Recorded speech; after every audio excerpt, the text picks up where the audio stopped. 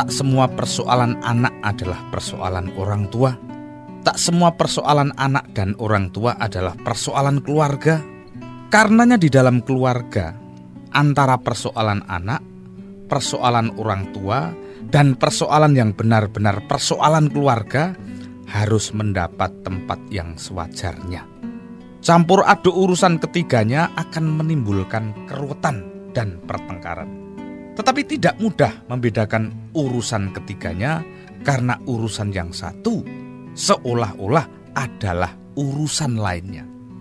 Tidak mudah membawa anak-anak saya untuk sekedar menengok kebun kecil kami dan mengamati tumbuh-tumbuhan yang saya tanam.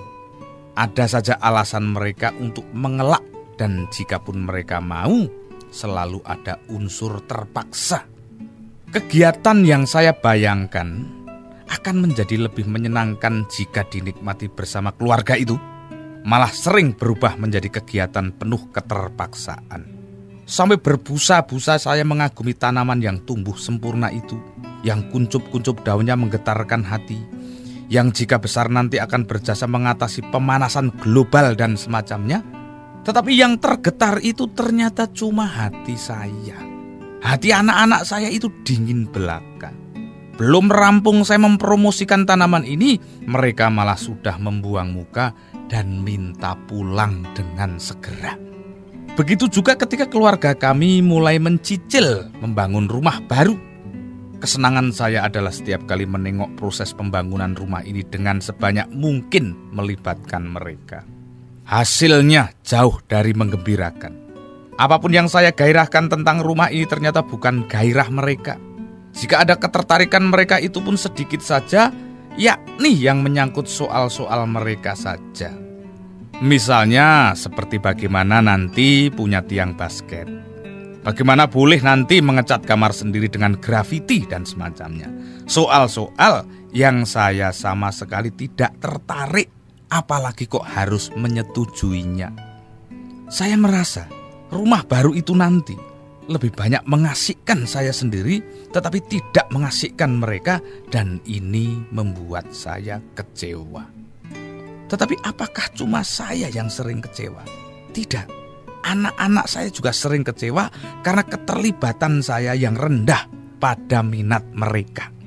Putri saya amat gemar menonton film-film Disney, dan kegembiraannya akan menjadi sempurna kalau saya ikut menonton bersamanya. Ia akan berteriak-teriak sedemikian rupa memanggil saya jika adegan yang menakjubkan hatinya.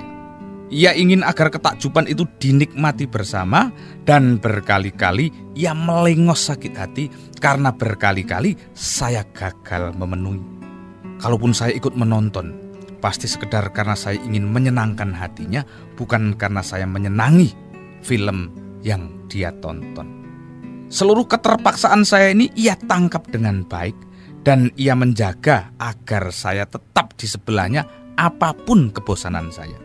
Kalau saya kedapatan akan terpejam karena bosan, ia malah akan membuka paksa mata saya. Begitulah, makin beragam anggota keluarga Anda, makin beragam pula cabang dan ranting urusannya. Itu baru urusan saya dengan putri saya, belum dengan istri dan anak lelaki yang adat perangainya berbeda-beda. Intinya, ada ruang-ruang yang amat pribadi antara saya dan mereka, dan ada ruang bersama yang kabur garisnya, tetapi harus jelas di mata kita, agar jelas pula kapan kita masuk, kapan kita keluar, dan kapan kita bersama-sama. Ada ruang pribadi yang mereka butuh sendiri, yang kedatangan kita cuma gangguan belaka. Ada ruang pribadi yang mereka butuh ditemani, padahal itu bukan selera kita.